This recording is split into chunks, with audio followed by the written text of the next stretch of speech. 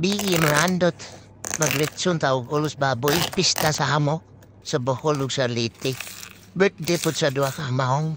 Out dan kong tanad mga anak mambutang ahos. Tahayem. Sibol dahon. Asin. O paminta.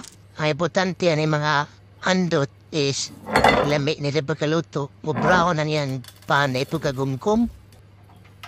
So ang sekreto imo na siyang paughon, pahiran mo na para ugagi kayo. Imo po nang i-bluetooth sa mga nabilin niya mga balbons. Imo na siya ni ahit-ahitan mo para musamot nagwapay ni kaluto.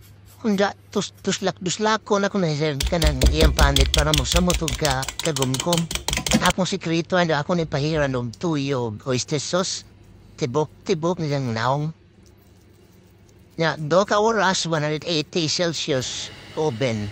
Pero every 30 minutes, imo na siyang pahiran ng olive oil. Mas nindot ang olive oil kaysa normal nga mantika.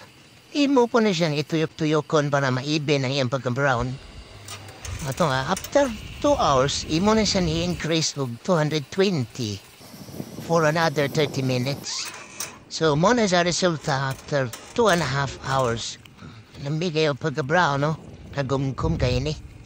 Ug na maandot.